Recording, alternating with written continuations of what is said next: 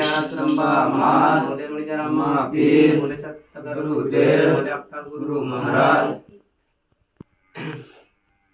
वहाँ पर भीमखूण धाम में अंबे मानु मंदिर हूँ जो आरती नो बैठक सोमवार शुक्रवार दिन थाय। जो भी यहाँ पर दुखियारा आवे तिना दुखियारा श्री माता जी जल चढ़ाई आले तिना जल दुखियारा की शांति मળી जाए।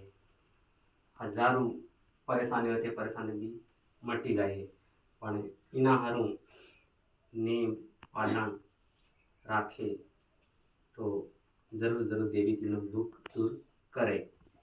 तो इनो मारो इतरो कहेवानो सवाल है जो मंदिर आपणे थांदला थी 5 किलोमीटर अगळ भीमखूण धाम करी है। तो आ भीमखूण में इन मंदिर ने स्थापना है और सोमवार और शुक्रवार दिन और आरती का समय है 12:25 पर आरती स्टार्ट थी जाए।